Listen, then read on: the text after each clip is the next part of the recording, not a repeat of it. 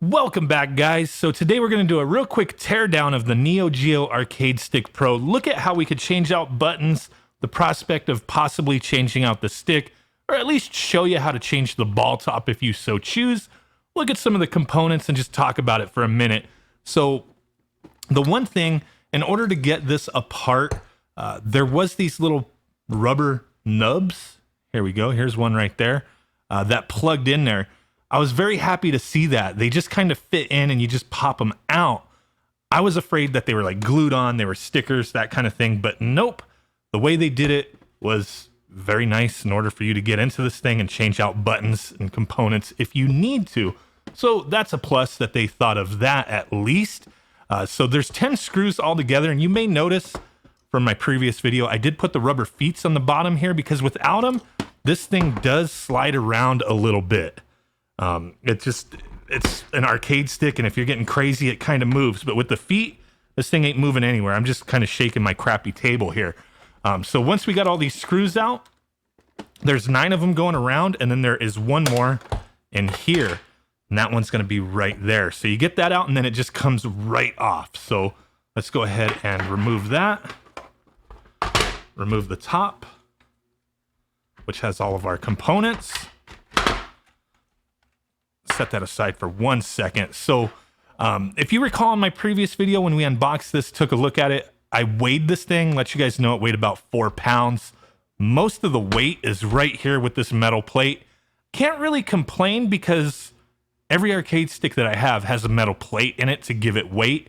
You kind of want your controller, your stick, to have a little weight to it so it's not moving around feeling flimsy. It's not like they weighted this for no reason to make it feel quality. There's a reason for there to be a plate in here. And like I said, every other arcade stick I currently own has a metal plate in it. So that's fine. The plastic, everything's nice and thick and sturdy. I'm not seeing anything that's frail or flimsy. So that's a good thing. I still think they use some nice plastic quality materials building the housing for this device. So let's put that to the side. So here we go. Get that cable out of the way.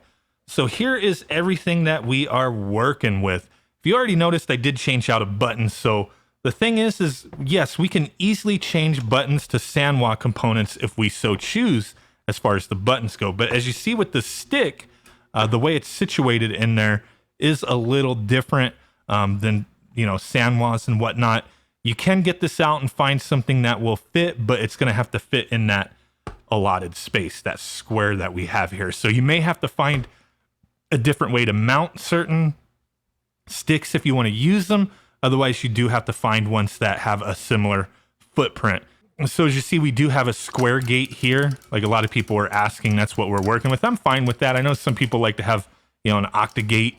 For me, it's not that big a deal. I never could get used to octagates. I have them. I have some installed in other sticks.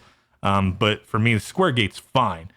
If you do want to change out the stick, you could access this flathead screw on the actual stick from the bottom with it closed. It has that plug like I showed in the first video, but essentially you just put your flathead in there, hold the ball, kind of unscrew it a couple times, a little counterclockwise action, and it should just unscrew.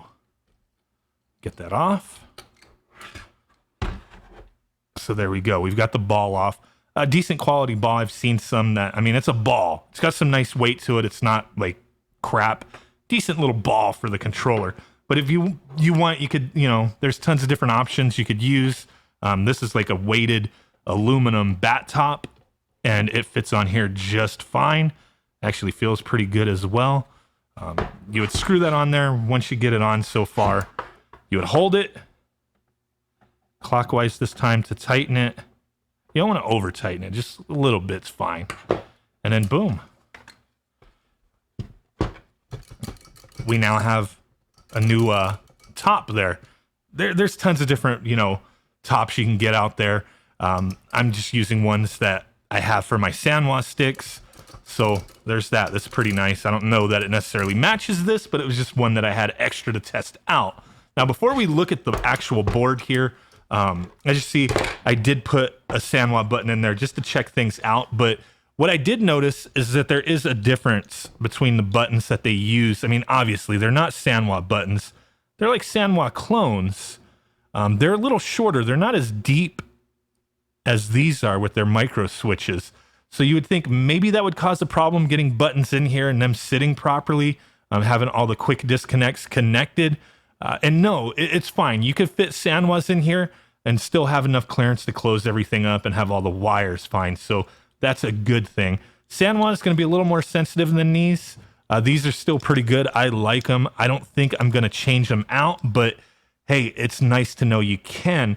And I noticed with the stick and all the buttons, they all have the same imprint on them. I'll try to get a close-up of that. It says SJING 618. So SJING 618 is what's printed on these buttons in the corner there. And the same thing is printed on here somewhere. Where was it? It's printed right in there. So I tried looking up that name and I can't find anything. I'm thinking maybe these are proprietary to SNK, or, you know, maybe they had them made for them specifically, but there is that. Now, taking a look at this board, when I first opened it up, it did have the little metal shielding on it. And this one fits just fine on there. I'm just obviously had to remove it so I could showcase the chips. There is another one that goes underneath as well. There is one screw, I already removed it, that goes right here for this board in order to check it out. All the screws that are in this system to remove the shell and to get this out, they're all the same size. Don't have to worry about mixing them up necessarily, but there we go. So we're gonna go ahead and look at the underneath the board real quick. Give you guys an idea of what we're working with. I've tried to do as much research as I can on the components of this, board, everything that's being used, but I'm no damn scientist, so I don't know everything. I did get a little help on identifying some of the chips, but this bottom chip right here, the ATC 2603C, from my research, it's an integrated power management and audio subsystem chip. And what I've looked into is that it has to do with, the audio codec, the headphone jack, that kind of thing, power management. So that could be used for a few things there, but that's the most notable thing there. We have some capacitors and whatnot. We do have some markings there. Neo Geo G1 V4.4. But here's what we're working with as far as the processor and whatnot. So that big boy right there, where is it? Right there. That chip, the ATM 7051H, from my research and others helping me look into these things, it is a quad-core processor, 1.3 gigahertz Cortex A9 ARM. So that's the processor we're working with, capable to do the things that we want to do with this, play some classic arcade games. The next chip that we have is going to be the eMMC flash memory, and that's the chip marked KLM8G1. So it's a 1 gigabyte eMMC flash memory. So we're working with a gig. The way I'm looking at it, there's only 20 games installed on this thing. The user interface, the emulators, I think we have quite a bit of space left on this in order to use the internal memory. We just got to wait. I got a few people looking into this, seeing what we can do to get into the system, add our games and all that good stuff. I've tried numerous things, all of your guys' suggestions, all the other things that I could think of. We're still going to try attaching this thing, the Neo Geo Mini. We're going to try attaching this to this thing in the next video to see if, there's some kind of special features with that. So stay tuned for that video.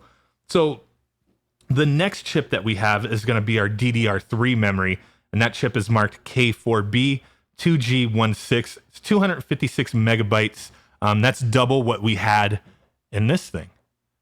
So pretty cool stuff. Very capable little system for, the basics that we want to do here. Definitely not cutting edge parts here. Everything that I've looked up in here seems like, they're components that have been used in tablets past few years, lower end tablets, that is. The next thing that we have is the F150K8 chip. That's going to be a giga-device ARM Cortex microcontroller with up to 72 megahertz with 64 kilobytes of RAM. So that's the stuff we're working with. I'm not a rocket scientist when it comes to these things. So, just trying to give you guys the information to look at. Hopefully can help some people with working on this thing. been sharing this information with a few people.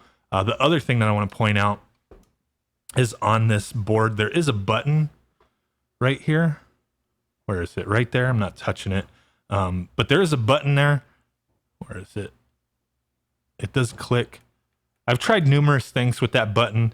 It's not working for me to do anything to access internal memory, plug it into the PC, anything like that. There are numerous means. Sure, there's more to it. I really don't think we're going to have to open this up to add games to it. From what I'm understanding, they've made it pretty simple. We just got to figure out that missing piece there. In order to swap buttons here, with these buttons, with like Sanwa's being a little taller, like I said, they do fit in there just fine. You can close it up. It's not a big deal. But in order to remove these buttons, some of them you might want to turn if you can, like this yellow button. I'm just turning it a little bit so I can easier access the clips on the side. As you kind of want to squeeze them. If you have like, if you can't get in there, you kind of push one side and push in the other side without breaking anything. If you need, I wouldn't use like something like this, but if you had like a little plastic pry bar or something, you could push it in a little bit to get it out. Probably want to remove the quick disconnects first. Sometimes they're on there loose. Sometimes you have to unclip them. It's kind of hard to see, but if you see on this side, there's a clip on these things. I've seen so many people just rip them out and rip the cable out from this disconnect. You don't want to do that. Sometimes they're in there pretty tough, but there is a little, like a clamp almost. If you press it, it'll just come out. So it's kind of, you got to have multiple hands to do this kind of thing.